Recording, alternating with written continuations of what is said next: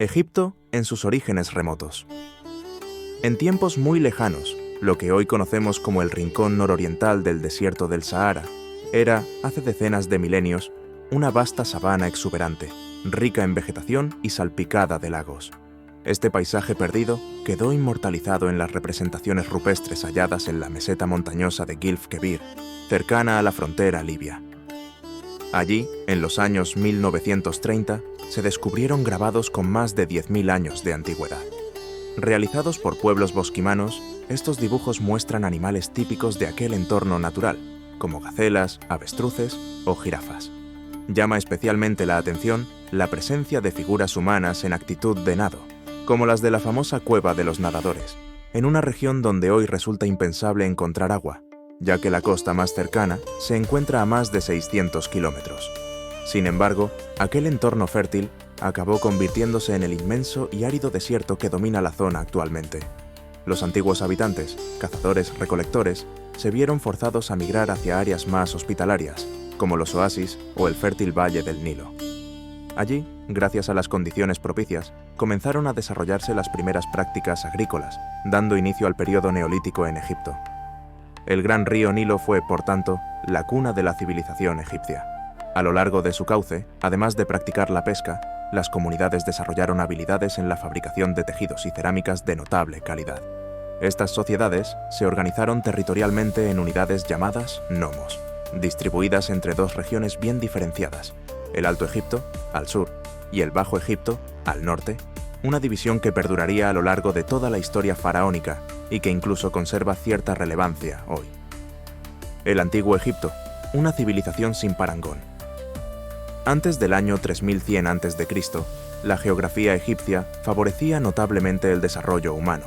Las crecidas periódicas del Nilo fertilizaban sus riberas, y el delta se ramificaba en 7 brazos que lo convertían en un entorno fértil. La sociedad egipcia alcanzó un alto grado de sofisticación que propició el surgimiento de una civilización extraordinaria y duradera, cuya influencia y atractivo aún perviven. A esto se sumaba la protección natural que ofrecían los desiertos a ambos lados del río, que actuaban como una eficaz barrera defensiva. En este contexto emergen los periodos predinástico y protodinástico, los cuales sientan las bases de la civilización faraónica. El momento clave llega con el rey Narmer, una figura semilegendaria cuya principal fuente visual es la paleta de Narmer, conservada en el Museo Egipcio de El Cairo. Esta placa de pizarra muestra al soberano con las coronas del Bajo Egipto por un lado y del Alto Egipto por el otro, simbolizando así la unificación del país bajo su mando. Se le identifica también con el mítico Menes. Con Narmer se inicia formalmente la historia del Antiguo Egipto, dividida por los historiadores en 3 grandes etapas de esplendor, intercaladas por periodos de crisis y fragmentación. A partir de su reinado, se elabora una cronología basada en una treintena de dinastías, sustentada por hallazgos arqueológicos: Periodo Arcaico, Imperio Antiguo, 3100-2181 a.C., y Primer Periodo Intermedio, 2190-2055 a.C. Desde la unificación realizada por Narmer alrededor del 3100 a.C. hasta el final del reinado de Pepi II, hacia 2181 a.C., se extiende el primer gran bloque de la historia egipcia, que abarca desde la dinastía I hasta la sexta. En sus comienzos se consolidó la capital en Menfis, un punto estratégico entre el Alto y el Bajo Egipto, ideal para centralizar el poder. Una de las características más notables de este periodo es la construcción de grandes pirámides funerarias, razón por la que se lo conoce como la Era de las Pirámides. La primera de ellas, la pirámide escalonada de Sácara, fue erigida para el faraón Zoser y fue seguida por otras más, siendo las de Giza, Keops, Kefren y Micerinos las más representativas. Estas colosales construcciones no eran simples tumbas, reflejan la divinización del faraón y un sistema político fuertemente centralizado, capaz de movilizar y organizar a miles de trabajadores en proyectos arquitectónicos de enorme complejidad. No obstante, al final del reinado de Pepi II, hacia 2190 a.C., comenzó el debilitamiento del poder central. Los nomarcas, o gobernadores locales, ganaron influencia, provocando una fragmentación del poder y el inicio del primer periodo intermedio. Este intervalo, que llega hasta 2055 a.C., dinastía XI, fue una época de descentralización política, pero también de auge en la literatura. Imperio Medio, 2050-1750 a.C., y Segundo Período Intermedio, 1750-1550 a.C. El Imperio Medio, comprendido entre el 2050 a.C. y el 1750 a.C., corresponde principalmente a las dinastías XI y XII. Su iniciador fue Mentuhotep II, quien logró reunificar el país desde Tebas, trasladando allí el centro del poder. Este periodo se caracterizó por la prosperidad económica, con grandes obras hidráulicas como el sistema de irrigación del oasis de Fayum. Religiosamente, se consolidó el culto al dios Amón, que desplazó a otras deidades anteriormente predominantes. El declive del Imperio Medio se debe a oleadas migratorias primero y a invasiones posteriores de pueblos hicsos y libios, quienes introdujeron innovaciones militares que les permitieron dominar gran parte del territorio. Los hicsos establecieron sus centros de poder en el delta del Nilo, formando las dinastías XV y XVI. Mientras tanto, la dinastía XVII, con base en Tebas, lideró una resistencia que culminó hacia 1550 a.C. con la expulsión de los invasores. Imperio Nuevo, 1550-1069 a.C., y Tercer Período Intermedio, 1069-664 a.C. Con la dinastía XVIII arranca el Imperio Nuevo, último gran periodo de esplendor egipcio. Entre 1550 y 1069 a.C., los faraones no solo gobernaron como reyes, sino también como líderes militares. Tebas volvió a ser la capital y centro religioso, salvo durante el breve paréntesis de Amarna, capital instaurada por Amenhotep IV, Akenatón, defensor del monoteísmo solar con el culto a Atón, junto a su esposa Nefertiti. El poderío militar permitió extender las fronteras hasta el Éufrates al este y la Alta Nubia al sur. En este contexto, se sitúan figuras célebres como Ramsés II, Tutmosis III o Tutankamón. El dios Amón-Ra se convirtió en el más venerado, y se le erigieron templos impresionantes como Karnak y Abu Simbel.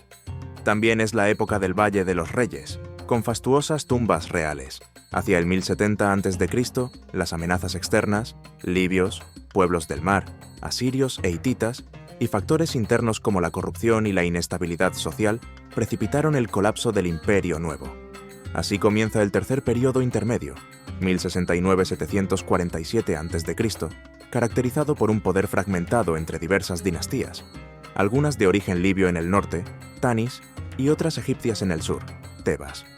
Más adelante, la dinastía XXV, de origen cushita, Nubia, logró conquistar Egipto, hasta que fueron derrotados por los asirios.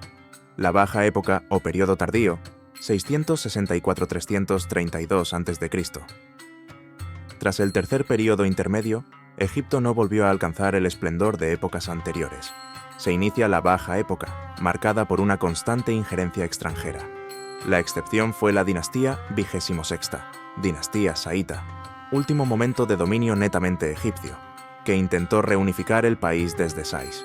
En esta etapa, el delta del Nilo ganó protagonismo por su potencial agrícola, mientras que el Alto Egipto fue relegado, generando tensiones sociales. En lo religioso, algunas divinidades egipcias comenzaron a sincretizarse con dioses foráneos, señal de una progresiva asimilación cultural derivada del dominio extranjero. Esta fue la antesala del período grecorromano, que marcaría el fin de la era faraónica con la conquista de Alejandro Magno en 332 a.C. La época helenística, cuando Grecia gobernó Egipto, 332-30 a.C., Alejandro Magno, el conquistador macedonio, llegó a Egipto en el 332 a.C. y fue recibido como un libertador. Los egipcios, cansados del dominio persa, lo coronaron faraón, y en su breve pero impactante reinado consultó el oráculo de Amón en Siwa y fundó Alejandría, la ciudad que se convertiría en el centro cultural del mundo antiguo. Tras su muerte en el 323 a.C., su general Ptolomeo tomó el control, iniciando una dinastía que gobernaría Egipto durante casi 300 años. Los Ptolomeos, aunque griegos, adoptaron las tradiciones faraónicas. Vestían como faraones, construyeron templos majestuosos, como los de Edfu y Dendera, y gobernaron desde Alejandría, una ciudad helenística llena de sabios y filósofos. Pero las luchas internas debilitaron su reinado, hasta que apareció la última y más famosa reina de Egipto, Cleopatra. Cleopatra y Roma, el fin del Egipto independiente, 51-30 a.C. Cleopatra VII, la última faraona, no solo fue famosa por su belleza, sino por su inteligencia. Hablaba 7 idiomas y usó su astucia para aliarse primero con Julio César, con quien tuvo un hijo, Cesarión, y luego con Marco Antonio. Pero su sueño de un Egipto poderoso chocó con el ascenso de Octavio Augusto. La batalla de Actium, 31 a.C., marcó su derrota. Marco Antonio y Cleopatra se suicidaron, y Egipto cayó bajo el dominio de Roma, convirtiéndose en una provincia más del imperio. Egipto romano, de granero del imperio a tierra cristiana, 30 a.C., 395 d.C. Bajo Roma, Egipto fue el granero del imperio, exportando trigo para alimentar a medio mundo. Los romanos no construyeron grandes monumentos, pero dejaron un legado más duradero, el cristianismo. En el siglo IV, el emperador Constantino legalizó esta religión, y Teodosio la hizo oficial en el 380 d.C., prohibiendo los cultos paganos. Los templos faraónicos se cerraron después de 4000 años de historia, y nació la Iglesia copta, que aún conserva el idioma egipcio antiguo en sus ritos. El período copto, monjes en el desierto, 395-639 d.C. Cuando el Imperio Romano se dividió, Egipto quedó bajo el control de Bizancio, Constantinopla. Fue una época de monasterios y ascetas. San Antonio Abad y otros ermitaños se retiraron al desierto, fundando los primeros monasterios cristianos, como el de Santa Catalina en el Sinaí. Pero todo cambiaría en el 639 d.C., cuando los ejércitos árabes llegaron trayendo el Islam y una nueva era para Egipto. La llegada de los árabes, a partir del año 639, en medio de las tensiones religiosas que caracterizaban aquella época, surgió un nuevo poder que marcaría para siempre el destino de Egipto: los árabes. En el año 639, correspondiente al año 17 de la Hégira, bajo el liderazgo de Umar ibn al-Yattab, también conocido como Omar, yerno del profeta Mahoma y segundo califa del Islam, introdujeron la fe musulmana en la región. A diferencia de otras conquistas, mostraron una notable tolerancia hacia cristianos y judíos, permitiéndoles practicar su religión a cambio del pago de un tributo especial. Las dinastías Omeya, Abbasí y Fatimí Egipto abrazó rápidamente la rama suní del Islam y pasó a formar parte del califato Omeya, con sede en Damasco. Durante este periodo, se introdujeron nuevas monedas como el dinar y el dirham, el árabe se impuso como lengua predominante y se estableció un campamento militar llamado el Fustat, junto a una antigua fortaleza romana a orillas del Nilo. Este asentamiento sería el precursor de la futura ciudad de El Cairo. En el año 750, 128 de la Hégira, el poder pasó a manos de los abasíes, quienes promovieron un renacimiento cultural y comercial, además de mantener políticas de inclusión religiosa. Su influencia se extendió desde el norte de África hasta las tierras que hoy conforman Afganistán y Pakistán, aunque su dominio sobre Egipto duró poco más de 200 años. Sin embargo, a finales del siglo X, los fatimíes, originarios del Magreb, conquistaron el territorio e inauguraron una nueva etapa. Fundaron de manera definitiva El Cairo, cuyo nombre significa la victoriosa, en árabe, en el mismo lugar donde antes se alzaba el campamento militar. A diferencia de sus predecesores, los fatimíes profesaban el chiismo, pero mantuvieron una actitud abierta hacia otras creencias, permitiendo que cristianos, judíos e incluso suníes ocuparan cargos importantes en el gobierno. Bajo su mandato, El Cairo floreció como centro de poder. El califa al-Hakim ordenó la construcción de la gran mezquita que lleva su nombre, y la ciudad se enriqueció con plazas, palacios y obras arquitectónicas de gran envergadura. En su apogeo, a principios del siglo XI, el califato fatimí controlaba un vasto territorio que iba desde el Magreb hasta Siria, superando incluso a Bagdad, la capital abasí, Saladino, los mamelucos y la dominación otomana. A finales del siglo XII, con la muerte del último califa fatimí, comenzó otro capítulo crucial en la historia de Egipto. El poder efectivo recayó en Saladino, Salah ad-Din, un militar kurdo que llegó desde Irak para restaurar el orden. Bajo su liderazgo, Egipto volvió a la órbita del califato abasí y se reinstauró el sunismo. Saladino modernizó la administración, reorganizó el ejército, redujo los impuestos y emprendió ambiciosos proyectos arquitectónicos, como la imponente ciudadela de El Cairo. Su reputación como gobernante justo y estratega brillante trascendió fronteras, llegando incluso a Europa. Tras su muerte, el poder pasó a manos de los mamelucos, una élite militar compuesta originalmente por esclavos que, gracias a su destreza en combate, lograron ascender en la sociedad. Bajo su gobierno, Egipto expandió sus fronteras y se convirtió en un actor clave en el comercio internacional, especialmente en la ruta de las especias. Su influencia se extendió hasta Anatolia, consolidando la posición de Egipto como puente entre Oriente y Occidente.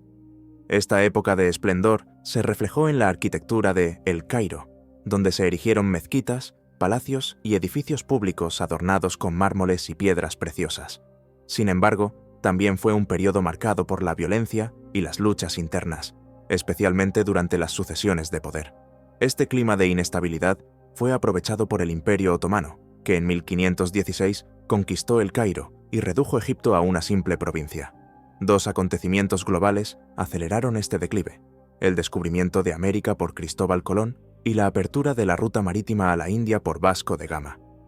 Estos eventos desplazaron las rutas comerciales, dejando a Egipto al margen de su histórica función como intermediario entre Oriente y Occidente.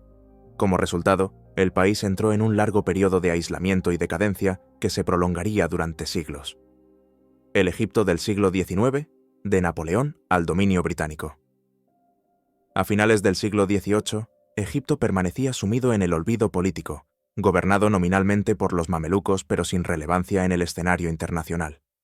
Este panorama cambió bruscamente cuando Napoleón Bonaparte, inspirado en las conquistas de Alejandro Magno, dirigió su mirada hacia estas tierras. En 1798, sus tropas derrotaron a los mamelucos en la emblemática batalla de las Pirámides, pero sufrieron una contundente derrota frente a los británicos en la batalla del Nilo. Aunque su campaña egipcia apenas duró 3 años y terminó en fracaso militar, dejó un legado cultural trascendental. Los estudiosos que acompañaban al ejército francés documentaron exhaustivamente los monumentos faraónicos, despertando en Europa una fascinación por el antiguo Egipto que daría origen a la egiptología. Este redescubrimiento cultural sigue siendo hoy el principal atractivo turístico del país. Mehmet Ali y la apertura al mundo. A principios del siglo XIX emergió la figura de Mehmet Ali, gobernante que modernizó Egipto durante la primera mitad de la centuria. Promovió activamente la visita de académicos y viajeros occidentales, transformando los vestigios faraónicos en un imán para el turismo internacional. Políticamente, consolidó su poder hasta el punto de desafiar con éxito al debilitado Imperio Otomano, que finalmente reconoció su autoridad. Sus sucesores continuaron esta política de apertura, aunque con consecuencias económicas desastrosas. La construcción del Canal de Suez, 1869, obra estratégica que unió el Mediterráneo con el Mar Rojo, terminó arruinando las finanzas egipcias. Esta situación fue aprovechada por las potencias europeas, particularmente Gran Bretaña, que gradualmente convirtió a Egipto en un protectorado británico. El siglo XX, independencia y conflicto. Durante la Primera Guerra Mundial, Egipto sirvió como base estratégica británica. Finalizado el conflicto, obtuvo formalmente su independencia como monarquía constitucional en 1922, aunque Reino Unido mantuvo una fuerte influencia. Esta presencia se reforzó durante la Segunda Guerra Mundial, cuando las tropas británicas detuvieron el avance nazi en la crucial batalla de El Alamein, 1942, evitando que Alemania controlara el estratégico Canal de Suez. La posguerra trajo nuevos desafíos. La derrota en la guerra árabe-israelí de 1948 provocó un profundo malestar social que culminó con el derrocamiento del rey Farouk en 1952.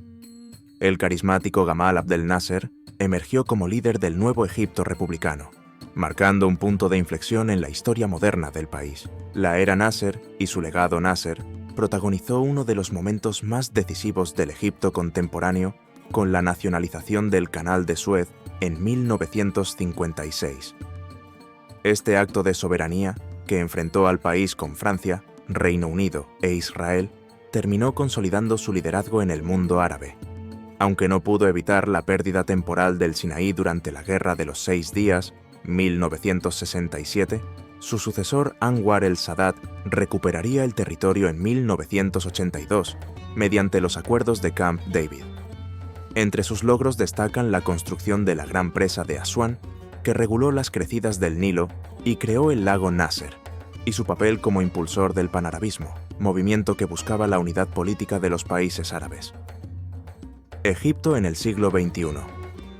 En las últimas décadas, Egipto ha mantenido su papel central en el mundo árabe, sirviendo como puente entre Oriente y Occidente. Las protestas de la Plaza Tahrir, en 2011, parte de la primavera árabe, mostraron el anhelo de la población por mayores libertades y reformas políticas.